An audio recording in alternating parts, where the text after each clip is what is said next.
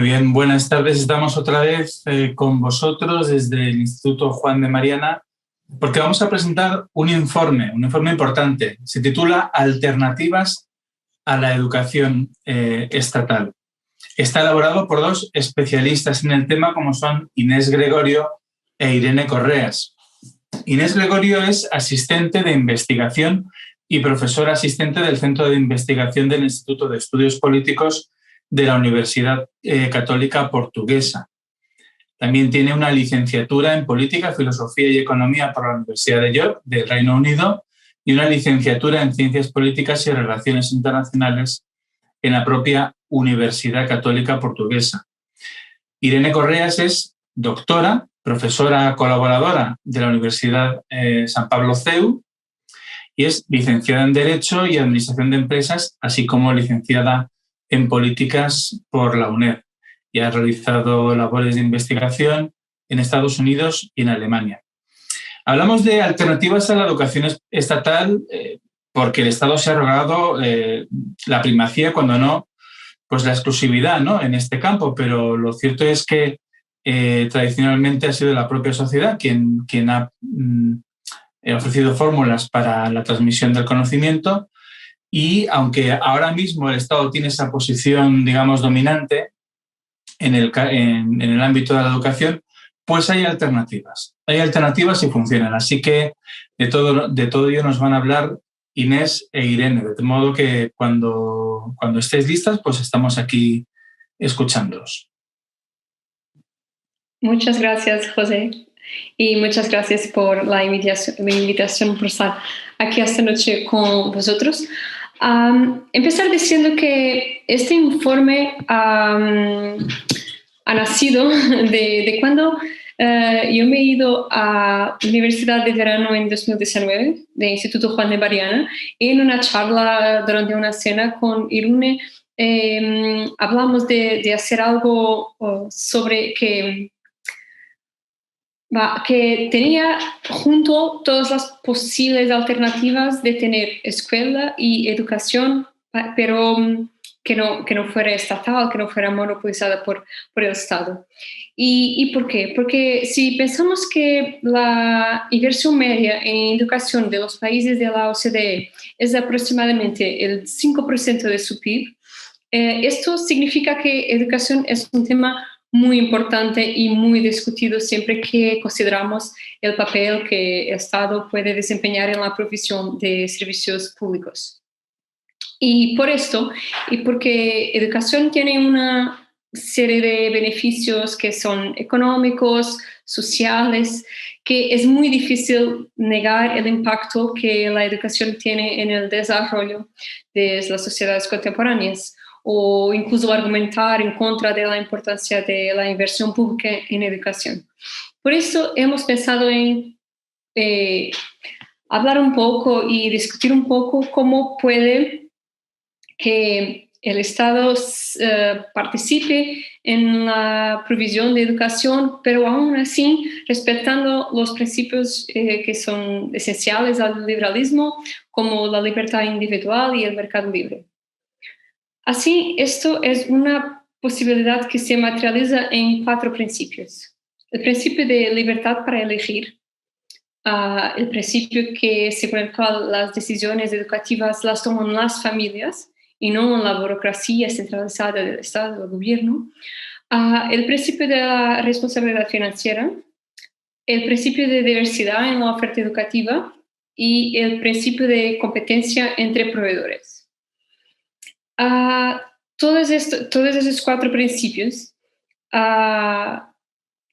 ayudan a introducir modificaciones para adaptar los sistemas de educación al nuevo modelo de instituciones del sector público, que es guiado por los principios del mercado libre y a que nosotros llamamos el principio de school choice, o de elección de escuela, que es un concepto que es usado para referirse a cualquier mecanismo que para proporcionar educación como alternativa a las escuelas que son proporcionadas públicamente con dinero público y con inversión de los gobiernos. En este informe que José Carlos ha empezado por referir, analizamos con detalle 3 dimensiones de estos mecanismos. Educación en casa, homeschooling, las escuelas alternativas institucionalizadas y los esquemas de financiación pública y gestión privada. Yo abordaré un poco lo que son de estos 3 mecanismos, y después Irene va a hablar un poquito más de cómo todo esto acontece y se pasa en España. Así que el primero, homeschooling, seguro ya es algo que es familiar para muchos, porque en verdad esta idea de una educación en casa es muy, muy antigua, porque en verdad solo a principios del siglo XIX y antes de la implementación de la escuela obligatoria universal y antes de la creación de las primeras escuelas públicas, la educación de los hijos siempre era en casa, era una práctica muy común. Entonces no es una idea súper rara o algo súper innovador, no, es algo que ya se hacía hace mucho tiempo y que ha sido la regla hasta la masificación o la extensión de la educación universal.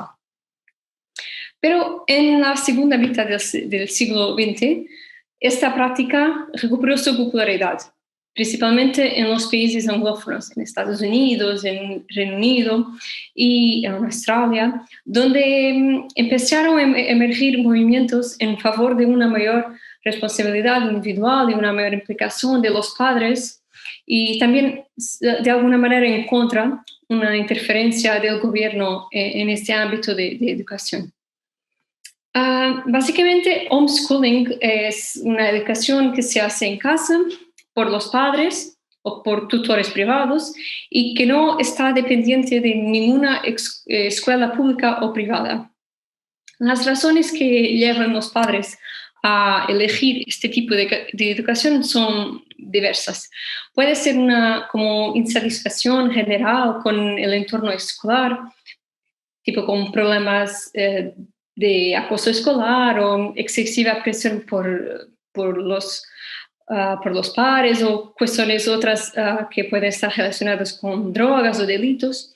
También una insatisfacción general con la calidad de la formación académica, porque los padres pueden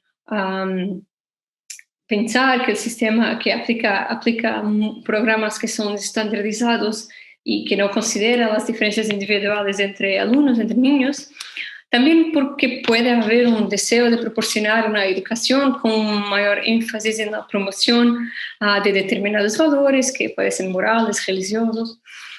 También es una opción para cuando hay necesidad de apoyar a los niños que tienen ciertas discapacidades de aprendizaje o con otras necesidades especiales. Y también puede emergir como un medio de que los hijos, por ejemplo, de diplomatas o de militares o los niños deportistas o artistas que tienen que mudarse muchas veces de país, que pueden tener alguna estabilidad en su educación y no tengan que cambiar de escuela a cada año o a cada 2 años o así. Entonces, homeschooling, como todo en el mundo y todo en la vida, seguro tiene ventajas y desventajas. En primer lugar, las ventajas principales se puede decir que son la libertad educativa, porque hay mayor flexibilidad para organizar las jornadas, los contenidos, es una mejor respuesta a las necesidades y a los intereses de los niños. Por otro lado, hay también más control de tiempo, porque se puede aprender fuera de casa, se puede ir a museos, se puede ir a exposiciones, a parques temáticos, científicos. Hay un mejor equilibrio entre lo que es el conocimiento teórico y el conocimiento práctico. Hay más tiempo para aprender con el mundo real y no solo con el libro. Y pues seguro habrá estas ideas de mayor libertad religiosa, mayor libertad emocional y más estabilidad que se puede tener en momentos más difíciles, como ya hablamos. pero seguro también tiene desventajas. Y esto hablamos de, por ejemplo, limitaciones financieras, porque cuando hay homeschooling hay siempre uno de los padres que ha renunciado a trabajar para poder dedicarse a tiempo completo a la educación de sus hijos, y eso significa que el presupuesto familiar es menor y entonces tiene que haber un mayor control del presupuesto. También hay ciertas restricciones temporales para los padres porque tienen que ser padres, maestros y administradores, y esto es un poco confuso. Hay también un cierto riesgo de que haya una adquisición sesgada de conocimientos, porque el proceso de aprendizaje puede ser menos amplio o más parcial, porque si los padres se ven mejor o pueden solo enseñar cierta perspectiva de un problema y no el problema en su todo. Y después también un problema de que puede haber menor socialización para los niños, y también un problema de menor aceptación y reconocimiento, no solo por la sociedad en general, pero también por el mercado laboral. Estas son así el panorama general de homeschooling. Otra alternativa que hemos discutido en este informe son las alternativas institucionalizadas a las escuelas públicas. ¿Y qué son? Son escuelas que nacen como una respuesta al modelo tradicional de escuelas. Y el modelo tradicional es ese modelo centralizado que es igual en todo el mundo, en el cual el gobierno construye la escuela y toma todas las decisiones con respecto a su gestión cotidiana de forma uniforme y centralizada, como que sea la contratación de los maestros y otro personal educativo, como la definición de los programas de estudio, la asignación horaria de cada asignatura, o la duración de los cursos académicos, las vacaciones y esas cosas de cotidiano. Este modelo tradicional de escuela empieza a ser contestado en la segunda mitad del siglo XX, a partir de 1970, por ahí, cuando surgen las primeras instituciones educativas que no seguían este modelo público muy uniformizado y muy centralizado. Y estas nuevas escuelas tienen tres características principales. Hay una participación voluntaria de todos los miembros, o sea, maestros, alumnos, padres, todos eligen una determinada escuela en alternativa de todas las otras porque quieren. Es una decisión deliberada, no hay ningún criterio, ningún mecanismo que les obliga a elegir esta escuela. Otra característica importante es que es una instrucción a medida, o sea, las escuelas tienen diferentes proyectos que se adecuan a las diferencias naturales entre los estudiantes. Puede ser que se centren en una área concreta de estudio, por ejemplo, escuelas de ciencias naturales, de música, de idioma, de deportes, o que eligen una aproximación formativa concreta como Montessori Schools o Waldorf Schools, o que se ocupen de problemas específicos de una comunidad, por ejemplo, escuelas que se ocupan de una alta tasa de delitos en la adolescencia. Por otro lado, estas escuelas son abiertas a todos y significa que no hay ninguna norma de entrada ni criterio de selección. No tiene que ser la escuela que está donde vivimos, no hay ningún criterio de selección. Seguro que este tipo de escuelas también tiene muchas críticas, que podemos hablar de ellas un poquito más adelante, pero hay quien diga que hay un riesgo de segregación social porque los niños más pobres quedarán fuera de ese esquema porque sus padres no tienen las condiciones para entender sus intereses y para preocuparse en buscar una escuela que pueda responder a sus necesidades concretas. Hay también quien diga que esto de elegir la escuela es una preocupación, pero solo de los más afortunados en la vida, que tienen recursos para tomar esas decisiones y tal y tal. Y hay también otros que argumentan que la escuela no debería por nada buscar el dinero ni rentas económicas. En Estados Unidos, este tipo de escuelas se puede llamar escuelas Zeman o magnet schools y escuelas autónomas, charter schools. También hay en Inglaterra, se llaman academias o escuelas libres, free schools. En Suecia se llaman escuelas independientes, independent schools, e incluso en África empiezan a emergir este tipo de escuelas que se llaman escuelas privadas de bajo costo. En Kenia, Liberia, hay muchos buenos ejemplos de lo que se hace y este informe trata de abordar esos ejemplos. Por último, mecanismos alternativos de financiación. ¿Qué es esto? Es que cuando las escuelas buscan maneras alternativas de financiar su existencia y durante las últimas décadas, como forma de contestar al monopolio estatal de la educación, el uso de estos mecanismos alternativos ha aumentado significativamente, que sea para mejorar la calidad de los servicios proporcionados o para potenciar la eficiencia operativa o dar a los individuos una mayor libertad de elección. Ejemplos de lo que es eso.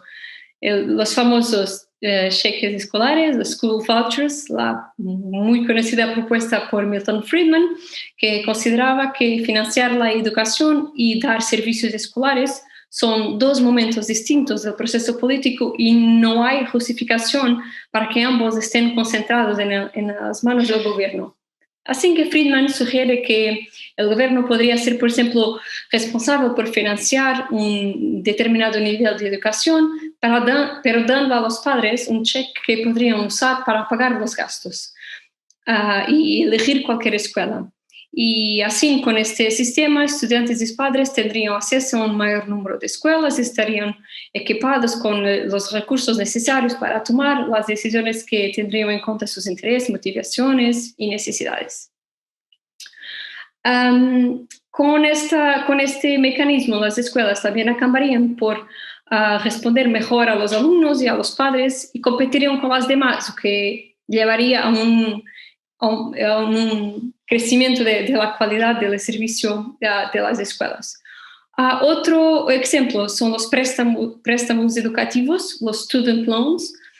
Seguro los conocimos de Estados Unidos y Reino Unido, que es un préstamo a estudiantes que su propósito es sostener los costes de la educación postsecundaria, incluyendo matrículas, materiales educativos y otros gastos. Estos préstamos son diferentes, claro, de los préstamos bancarios porque tienen intereses significativamente más bajos y el plan de devolución también tiene ciertas condiciones especiales. Las ventajas de este tipo de préstamos es que puede ayudar a reducir la inversión directa del gobierno en la educación que no es obligatoria.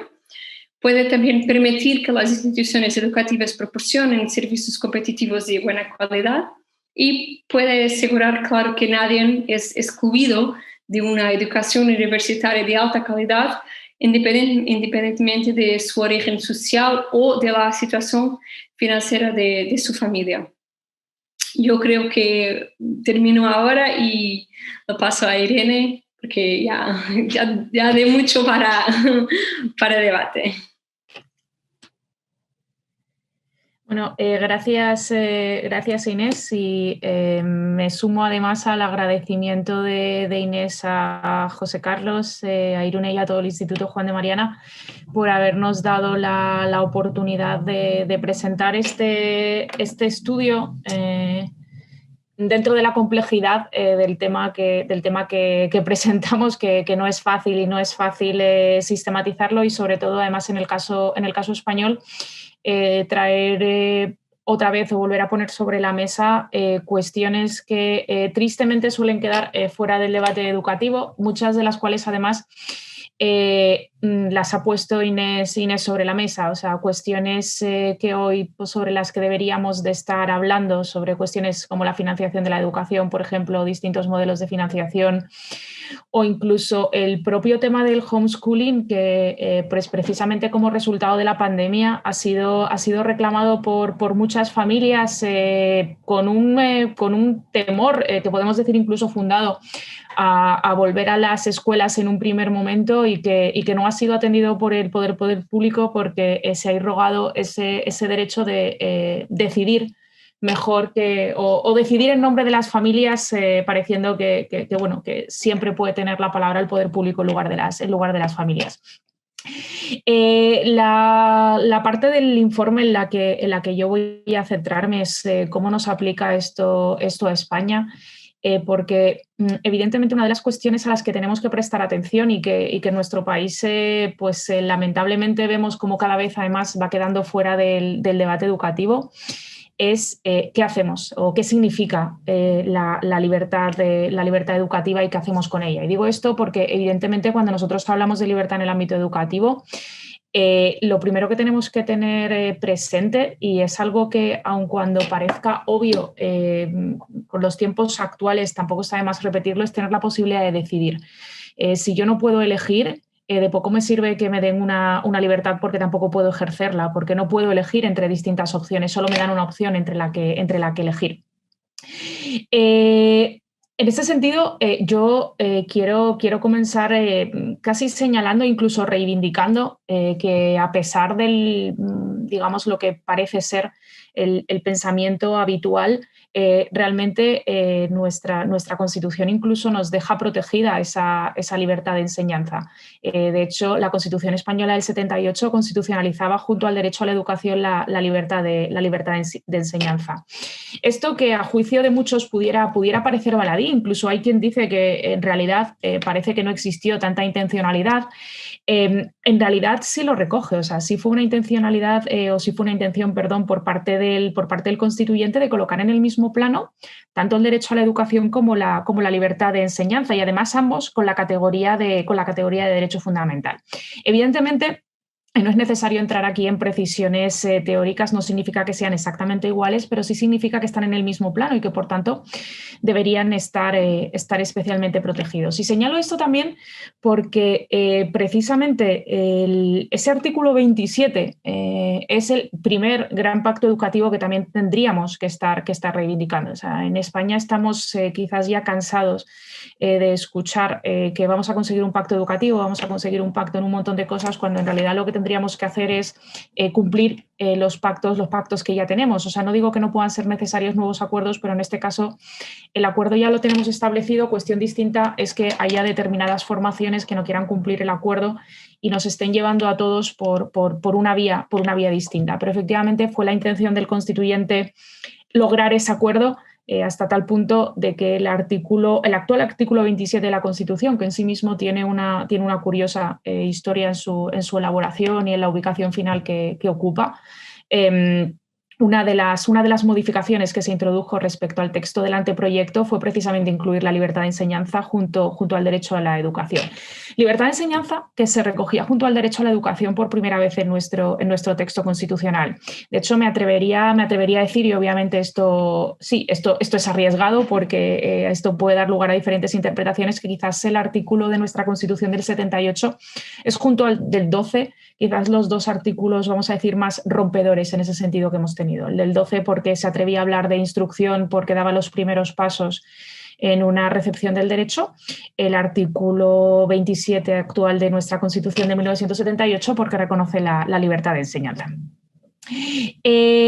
Resaltaba esto también porque evidentemente la libertad de enseñanza implica cosas muy distintas y diversas en las que todos podemos pensar, como la libertad de elegir, la libertad de crear centros docentes o, sobre todo, la libertad de los padres de elegir la formación de sus hijos. Eso es el núcleo del artículo 27, articulado sobre estas tres palancas.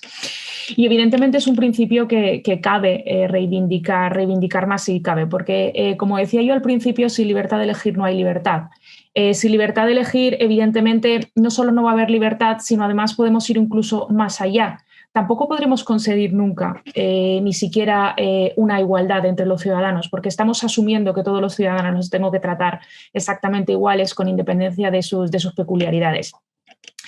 De ahí que el derecho a la educación y la libertad de enseñanza, la autonomía de los centros educativos, los derechos de la familia o la participación de todos los integrantes del sistema educativo, también los alumnos y, por supuesto, y sobre todo las familias en la educación, tenga que ser necesariamente nuestro punto de partida. Claro, una vez que tenemos este punto de partida decimos ¿y cómo lo conjugamos con el papel del poder público? El papel del poder público simplemente tiene que ser evitar cualquier obstáculo que impida que una persona pueda acceder a esa formación, que en realidad es el papel que le corresponde en cualquier política social. A partir de aquí se abre un abanico de posibilidades que en el caso español, según se han ido aprobando leyes educativas, en lugar de ir ampliando las libertades, lo que hemos conseguido ha sido el irlas estrechando, hasta tal punto de que recientemente hemos visto aprobar una nueva ley educativa que vuelve a responder a la idea de que, bueno, parece ser que las propuestas educativas en este país solo pueden venir de un lado, porque si no resultan rechazadas y si no se les acusa de falta de consenso, etcétera, etcétera. Pero es una ley que ha sido aprobada, vamos a decir de una forma urgente, que ha modificado todo lo que a una parte del arco parlamentario no le gustaba sin considerar otras opciones y desoyendo además un trabajo muy importante que se hizo hace solo 2 años en lo que fue el penúltimo intento de pacto educativo, cuando pues precisamente intentando buscar, si queremos esa reedición de posturas de lo que fue el artículo 27 de la Constitución, una vez se consiguió un acuerdo sobre aspectos tan importantes entonces, pero más hoy, si cabe, y lo ha puesto de manifiesto otra vez más la pandemia, como por ejemplo la formación de los profesores, la digitalización,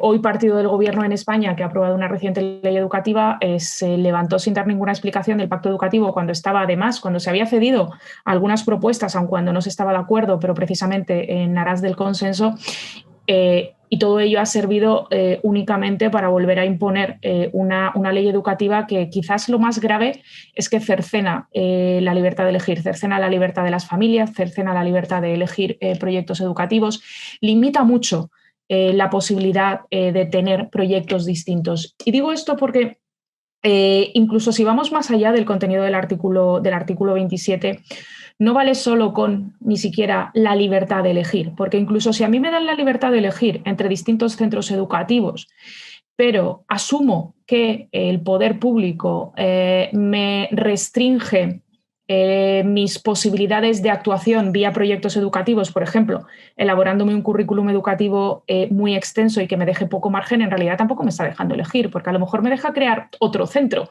pero si me deja crear otro centro, pero me dice cuál tiene que ser todo el contenido de lo que yo voy a hacer en otro centro, pues evidentemente la libertad de elegir también me la está vulnerando por ahí. Precisamente eso es a lo que asistimos en España. Y yo reconozco que me produce cierta, de alguna manera, quizás tristeza, el que veamos que esto ocurre, el que veamos que hoy en España somos una sociedad formada por personas con necesidades, con realidades, incluso con peticiones muy distintas, y que hayamos asumido que toda decisión nos tiene no solo que venir del poder público, sino que además nos tiene que venir del poder público en algo tan importante como la educación, en algo tan importante como lo que nos va a dar, los instrumentos para estar mejor formados, para tener mejores posibilidades de progreso, etcétera, en el futuro. O sea, incluso nos estamos plegando a lo que no deja de ser un control absoluto por parte de la administración. O sea, si uno al final quiere controlar una sociedad, hay 2 cosas que debe de controlar. O sea, evidentemente los medios de comunicación, pero si controla también la educación, está controlando los ciudadanos del futuro.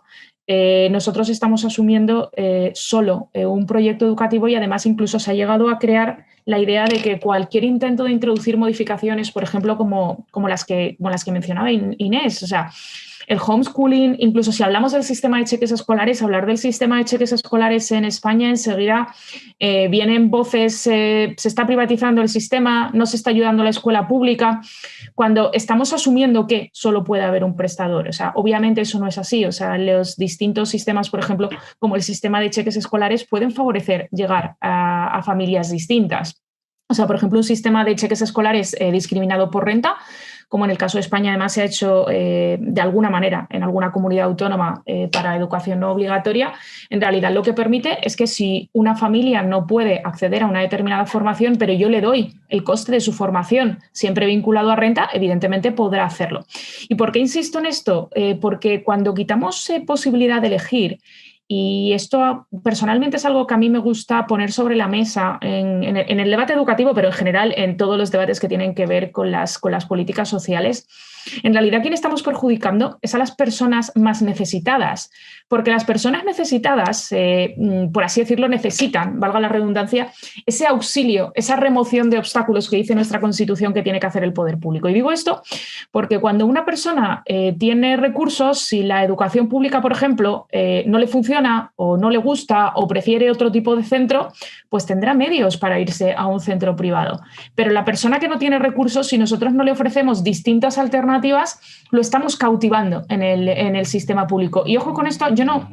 que no se entienda, porque a veces cuando se dicen estas cosas se entiende mal y parece que es un ataque a la escuela pública. No es ningún ataque a la escuela pública. O sea, por supuesto hay extraordinarios colegios públicos, hay extraordinarios maestros y profesores en la escuela pública, pero sí creemos necesario, yo personalmente creo necesario reivindicar el que existan distintos proyectos, no solo por la libertad de elegir, no solo porque además favorecemos también a las personas que tienen menos recursos porque le damos distintas opciones incluso dentro del sistema público, sino además también porque eso nos hace ser mejores a todos. O sea, Inés también mencionaba de alguna manera el tema de las evaluaciones. O sea, si yo pongo a competir el propio sistema público y el sistema privado, es más, incluso el sistema público debería ser mejor, porque el sistema público seguramente tendrá más medios, porque tiene detrás todo el aparato estatal. Pero tampoco parece que existe ese miedo a ponerlos a competir, cuando en realidad, incluso como ciudadanos, esto ya no lo hacemos porque seamos unos convencidos de estas medidas, sino incluso como ciudadanos, si lo pensamos, lo que deberíamos estar exigiendo continuamente es una evaluación. Y lo deberíamos estar exigiendo porque al fin y al cabo todo esto se está financiando con nuestros impuestos. Y entonces en el momento en el que esto se está financiando con nuestros impuestos, quizás lo que deberíamos exigir a nuestros representantes no es solo que gasten, sino que gasten bien. De hecho, es más importante que gasten bien a que gasten. Y precisamente si nosotros asumimos incluso que exista estas prestaciones públicas, en este caso hablamos de educación, pero pudiéramos hablar de sanidad, pudiéramos hablar de atención a mayores, etcétera, para atender a personas que puedan estar, vamos a decir, fuera del sistema por carecer de medios. Evidentemente lo que también exigimos, como le exigiríamos a cualquier prestador, es que lo haga de la forma más eficiente posible.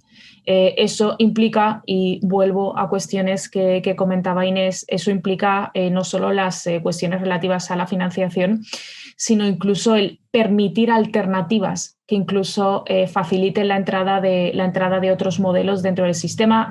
Yo personalmente el caso del homeschooling lo veo muy claro. Como decía Inés, esto es algo que ha existido siempre, educar en casa. Incluso en España, si miráramos dentro de nuestras constituciones, podríamos encontrar algún antecedente remoto de que, bueno, no propiamente, obviamente era homeschooling, pero sí era algo parecido de reconocimiento de la educación en casa. Y no tiene mucho sentido que llegamos a tener una reforma educativa como la que realizó el ministro Wert, en donde introducía unas evaluaciones a final de etapa que, por ejemplo, pudieron haber favorecido métodos como el homeschooling. Oiga, usted al finalizar su etapa va a tener que someterse a un examen que va a ser igual el suyo y el de cualquier estudiante español. Si usted se ha educado en casa y se ha educado bien, seguramente pasará el examen. Si usted pasa el examen, tendrá derecho a tener el mismo título que alguien que lo ha obtenido en un centro público o en un centro privado. En ese sentido, y finalizo ya también para dar pie a posibles preguntas que puedan surgir. En este sentido, evidentemente creo que lo deberíamos de reivindicar, desde luego lo debemos de reivindicar en nuestro país, pero sé que es algo que ocurre en distintos países, no solo aquí. La posibilidad de dar entrada a distintos prestadores, la posibilidad de dar entrada a distintas formas de financiación y sobre todo la posibilidad de dar una verdadera entrada a una libertad de elegir que tiene que ser de proyectos, que tiene que ser de centros, evidentemente que tiene que estar residenciada en las familias, pero que sobre todo no podemos caer en la trampa de exigir solo libertad de elegir, pero no exigirle también, en este caso, al poder público que, digamos, deje de controlar el currículum educativo, porque si incluso, como decía antes, nos deja tener distintos centros o incluso proyectos dentro de los centros, pero nos limita el currículum educativo, por ejemplo, como ocurre en nuestro país, desarrollando en exceso todo lo que tiene que incluir la formación al final, por mucho que nos siga reconociendo el derecho a la creación de centros, en realidad nos está dejando el derecho a la creación de centros, pero él nos está dando las piezas, con lo cual en realidad tampoco estamos creando libremente un centro ni libremente un proyecto. Y en este sentido, ya para acabar, sí, creo que sería necesario reivindicar frente a lo que escuchamos tradicionalmente.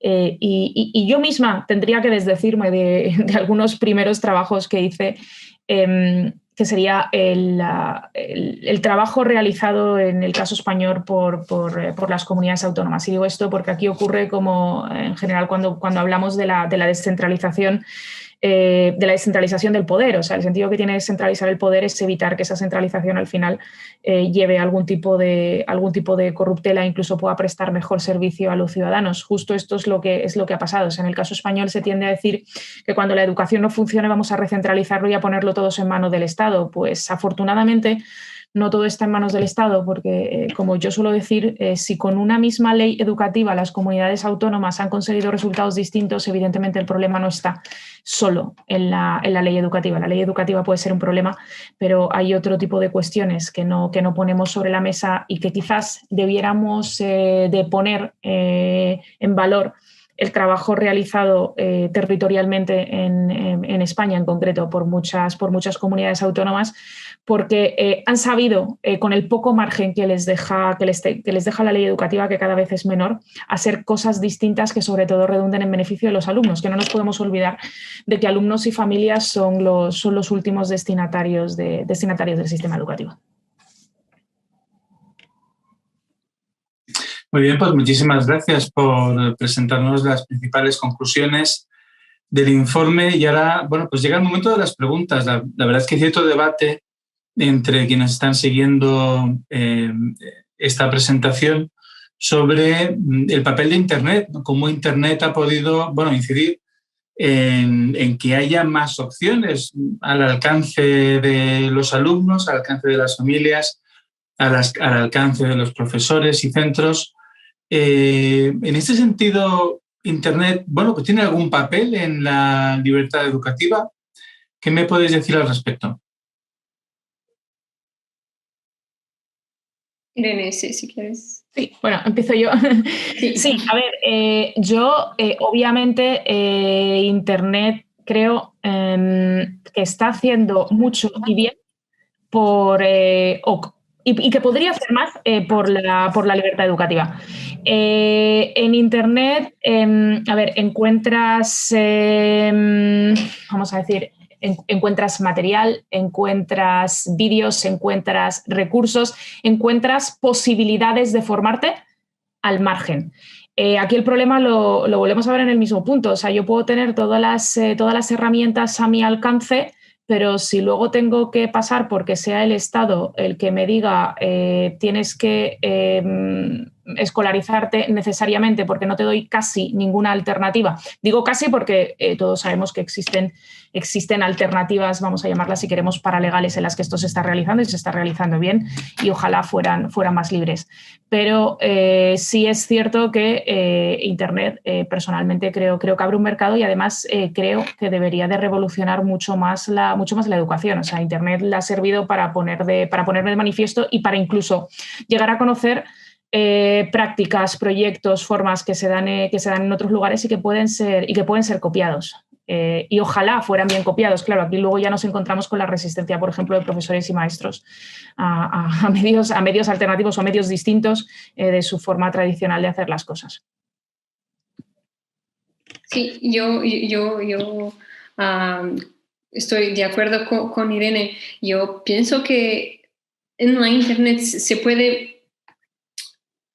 A ver, todas las cosas que Irene estaba diciendo sobre cómo es el debate en España, siempre que alguien habla de introducción de nuevos mecanismos alternativos de educación, de abrir la provisión a nuevos proveedores y todo, y todo lo que es las reacciones de que solo quieren privatizar y solo piensan en los más ricos, en los que más pueden. Yo estaba escuchando eso y pensando que en Portugal es igual, no cambia nada, y estos últimos años con este gobierno que es socialista pero apoyado por la extrema izquierda, ese tipo de debate se ha como decir, radicalizando aún más. Y yo creo que por la internet, ni que sea darnos la posibilidad de ver cómo y de comprobar cómo todo esto se puede hacer sin perjudicar a los que más necesitan. Se puede tener acceso a una variedad muchísima de ejemplos de situaciones, de países, de comunidades, donde las personas son en verdad muy necesitadas, y todos estos tipos de mecanismos alternativos solo han mejorado su calidad de vida, solo han mejorado sus oportunidades de vida. En Estados Unidos, con las comunidades afroamericanas, por ejemplo, o sea, lo que quiero decir es que se puede como desconstruir la idea de que todo esto es privatizar y olvidar a los que más necesitan. No, todo esto es el contrario. Todo esto es precisamente pensando en los que más necesitan y en los que están condenados a la escuela pública estatal de su barrio, de su zona de residencia, que no tiene recursos, que no tiene condiciones, y que sus padres no pueden pagar una escuela privada, o en verdad algunas veces no hay escuelas privadas, como lo que no sea el litoral en Portugal, lo interior, lo que hace la frontera con España, no hay mucha oferta, principalmente en el sur no hay mucha oferta de escuelas privadas. Entonces o tienes la pública o no tienes nada, y yo creo que sin que Internet nos pueda abrir las puertas para ver y para desconstruir estos mitos que se han creado de que todo esto es contra los que más necesitan, sí. Muy bien, yo estoy, la verdad, bastante de acuerdo con lo que decís. Yo creo que es una forma muy clara de entenderlo y que hay que incidir en este tipo de cuestiones. Irene tiene una pregunta, y es la siguiente. El modelo de elección de centro, de libertad de elección, frente a esta idea de asignar el centro en función del lugar de residencia, ¿cuál de los dos es mejor para luchar contra la guetización de ciertos barrios? Personalmente, creo y estoy absolutamente convencida, solo hay que ver también cómo funciona, que es la apertura del modelo de libertad de elección. O sea, pensemos que el modelo, por así decirlo, de asignación, aparte de las corruptelas que generaba, las cosas que siempre se han oído de si me tengo que empadronar aquí o allí, evidentemente, o sea, no dejaban de ser, por así decirlo, unas fronteras trazadas con un burócrata en un despacho. En el momento en el que tú abres la posibilidad de elegir cualquier centro escolar de una determinada región a las familias, tú lo que estás rompiendo es incluso esa posibilidad de gueto. Cuestión distinta ya luego sería si las familias eligen o no eligen y por qué eligen o no eligen fuera de su zona. Pero evidentemente tú lo que permites, o sea, pensemos, por ejemplo, es que yo vuelvo a coger ese ejemplo precisamente por lo que decía también Inés antes, ¿no? O sea, por intentar romper ese discurso que se ha apropiado esta izquierda de que solo ellos protegen a determinadas personas. Es que una persona que ha nacido a lo mejor en una zona más desfavorecida, que tiene unos colegios, no sé, vamos a decir normales, no especialmente buenos, gracias a una libertad de elección, a quitar zonas y a quitar esas fronteras que en realidad son puramente administrativas, puede irse a cualquier zona. Insisto, cuestión distinta es luego la oportunidad de si le interesa coger o no un transporte público, si la familia puede llevarle o qué medios hay para que pueda desplazarse, que no digo yo que no haya que tenerlos en cuenta, pero efectivamente lo que hacemos es quitar una frontera que ha trazado una persona, por decirlo otra vez gráficamente, sentada en un despacho, que no tiene ningún sentido.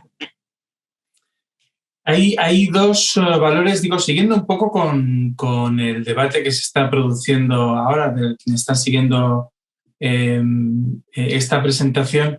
Hay dos valores que todo el mundo da por buenos, es decir, que considera que es algo que se debería, pues, respetar o promover, como son la diversidad y, por un lado, bueno, sí, la diversidad y también la innovación. ¿Qué papel tiene la libertad educativa en estos dos ámbitos, la diversidad de opciones y la innovación? Yo diría que es el principal como motor de todo esto, porque si el principio que está por detrás, o uno de los principios, como lo he dicho en el empiezo de mi presentación, uno de los principios que está por detrás de la elección de escuela es este principio de que si las escuelas y los centros educativos, y es un principio de mercado, si pones las cosas compitiendo unas con las otras, las escuelas van a querer que su proyecto sea diferente, sea distinto, para atraer más alumnos, claro, porque si su financiación depende de cuántos alumnos tienen, y eso va a depender de la buena calidad del servicio, las escuelas seguro irán a presentar un proyecto que es distinto de todo lo que está a su alrededor, para que puedan atraer más personas, más alumnos, más niños. Entonces, eso yo creo que es fundamental. Y solo comentar un poquito la pregunta anterior y decir que completamente de acuerdo con Irene, y solo decir que a mí me causa no sé qué decir cuando me dicen, sí, pero los padres más que no tienen recursos no quieren saber de eso, de elegir, eso es una cosa de quién puede pensar en eso. Y yo, aunque yo pueda admitir que sí, que en algunos casos es verdad que las personas en condiciones menos favorables tienen tantos otros problemas en su vida que, claro, tienen menos disponibilidad, si quieres, mental, lo que sea, para pensar en esas cuestiones. Pero mi punto es siempre, si abriendo las puertas, si eliminando esas barreras administrativas que Irene hablaba, si con eso hay un alumno, una familia, un niño o una niña que si va a otra escuela porque quiere, para mí eso ya es lo necesario. Yo no creo que tenemos que conseguir que todos van, todos tienen que ir y todos tienen que cambiar de escuela de hoy para mañana. No, pero si esto abre la posibilidad a uno, yo no lo veo ya como razón para dejar todo como está. Si a uno que va, yo creo que es lo motivo que baste para que se haga. Sí, yo añadiendo a lo que decía Inés, aparte de que efectivamente basta con que vaya uno para que ya haya funcionado, yo creo que precisamente eso está también relacionado con la diversidad y con la innovación. O sea, lo que no podemos tratar es a los 8 millones de alumnos que cada año entran en el sistema educativo como si fueran absolutamente iguales. O sea, es que las personas son diferentes.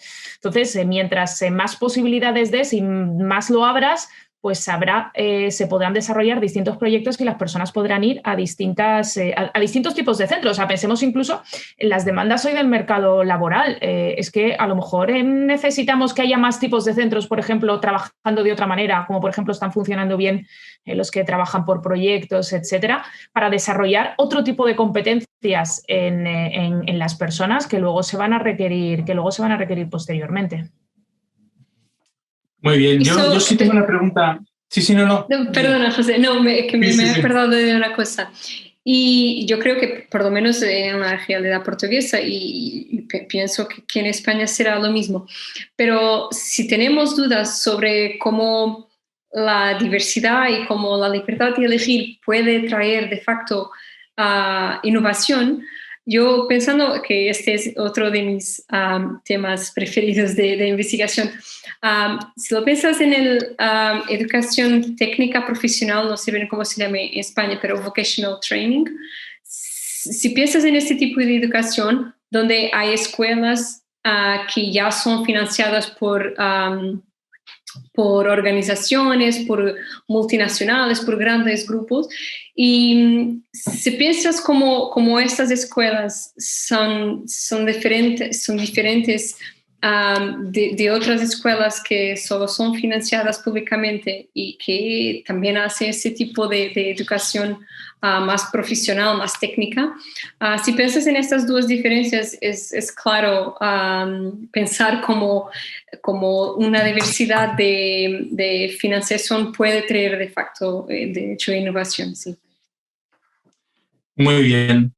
Pues yo tengo una pregunta y es la siguiente. Si nos ponemos desde el punto de vista del discurso, digamos, de la educación pública, lo que se plantea es lo siguiente. Nosotros queremos como sociedad conseguir este conjunto de objetivos, ¿no? Y para conseguir esos objetivos, pues de formación de los alumnos, etcétera, la fórmula ideal, la fórmula adecuada es la que propone el Estado, ¿no? Propone una determinada fórmula con la financiación pública, funcionarios a cargo de la educación, un programa aprobado de forma estatal y demás. Pero sabemos, y nos lo habéis contado a vosotras y lo vemos en el informe del Instituto Juan de Mariana, que hay otras fórmulas. Entonces, uno se puede plantear si lo que propone el Estado, en fin, tiene que ser necesariamente lo mejor. Yo entiendo que para ver si efectivamente es la mejor fórmula o no, o si hay otras que pueden ser iguales o peores o mejores, lo ideal sería medir de alguna manera el desempeño, ¿no? de todo el conjunto del sistema educativo. Por eso me parece importante que haya iniciativas como el informe PISA, ¿no? que precisamente mide un poco cuál es el nivel de instrucción de los alumnos en determinadas materias en determinadas edades. Y yo os pregunto a las dos, ¿cómo veis esta necesidad de un poco medir, ¿no? cuál es el desempeño del sistema educativo y de las distintas fórmulas que hay dentro de un sistema? Empiezo yo. Para mí, y no sé, soy una absoluta convencida de ello, para mí es imprescindible. O sea, y es imprescindible contar con mejores medidas de medición y de evaluación del sistema del desempeño y también del profesorado. O sea, a los profesores también parece que tenemos que dejarle fuera de la medición. Oiga, no. Es que ustedes tienen a cargo algo muy importante, que es la formación de unos niños. Entonces, yo creo que habría que medir, habría que comparar y habría que establecer también mecanismos de corrección. ¿Qué quiero decir con esto?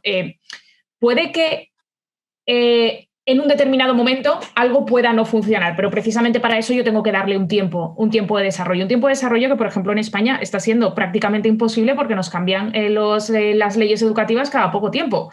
Entonces, si no conseguimos tampoco tener un proyecto a medio, largo plazo para que podamos comparar debidamente, incluso cualquier intento de evaluación no se está produciendo. Y luego, dentro de la evaluación, y yo sobre todo aquí voy con los profesores, que estas son las típicas cuestiones que parece que te metes con los profesores, pero que no es ni de lejos la intención. Claro, es que el primer problema lo tenemos en el acceso, el primer problema lo tenemos en las facultades de magisterio, el primer problema lo tenemos en que, claro, cuando uno dice, no, yo es que quiero, no sé, siempre se dice, los modelos nórdicos, ya, pero lo quieres con todo. O sea, yo también quiero que se acceda a la facultad de magisterio, que a la facultad de magisterio existan incentivos para acceder personas con medias de 8 o 9 sobre 10, no sobre 16. Claro, yo también quiero, de alguna manera, vamos a decir, fortalecer la profesión docente. Yo también quiero que los mejores estén en las escuelas. Pero claro, aquí se nos plantea otro tema. ¿Cuál es el incentivo?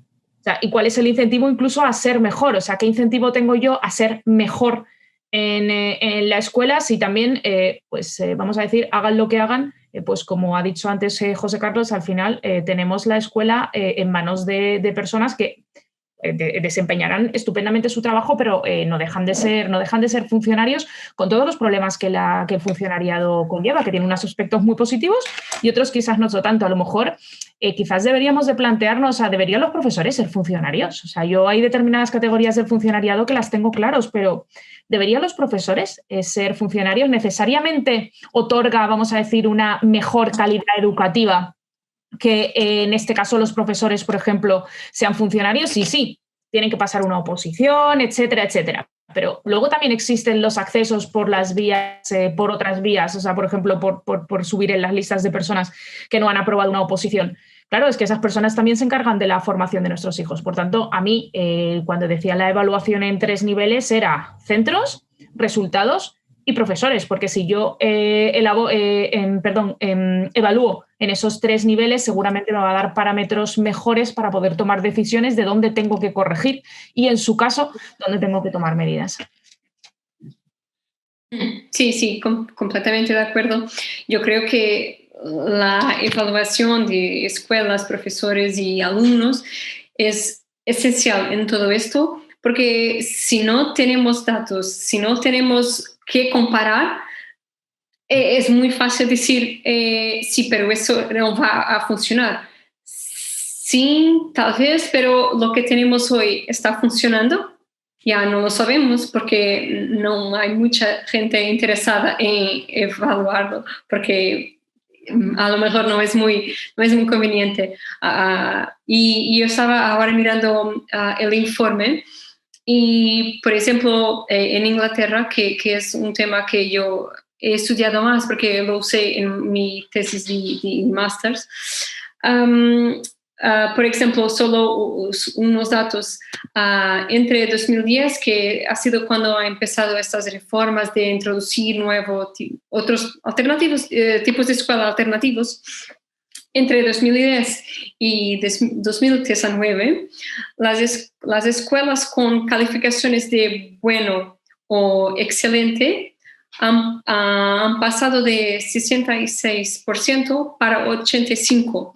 Y dentro de este aumento, las escuelas que más han beneficiado son precisamente, y lo que hemos dicho muchas veces durante esta hora, precisamente las que están situadas en los entornos más conflictivos. 7 en cada 10 escuelas que se han convertido en academias por su mal rendimiento académico, ahora, en este momento, en 2019, se califican como buenas o excelentes. Yo creo que esto basta para entender la importancia de tener datos estadísticos y datos de calidad. Muy bien, bueno, pues nada, os tengo que dar las gracias primero por elaborar el informe. Yo me lo he leído con muchísima atención de arriba abajo y es francamente bueno. Yo creo que además es un informe que puede contribuir al debate sobre la educación en España, que es algo absolutamente necesario. A los padres les preocupa mucho la educación, a quienes van a ser padres también les preocupa, entonces yo creo que es un informe muy, muy importante. Y nada, muchas gracias a las dos y a los demás pues os invitamos a vernos este viernes. Este viernes, como todos los viernes, tenemos una charla en la que vamos a hablar de youtubers y Andorra, un tema que también está de plena actualidad y que nos afecta, nos afecta porque todo lo que tiene que ver con los impuestos nos afecta. Así que nada, os esperamos este viernes y a vosotras dos, Irene e Inés, muchas gracias de nuevo y nada, esperamos veros el próximo viernes 26, ya sabéis, youtubers y Andorra.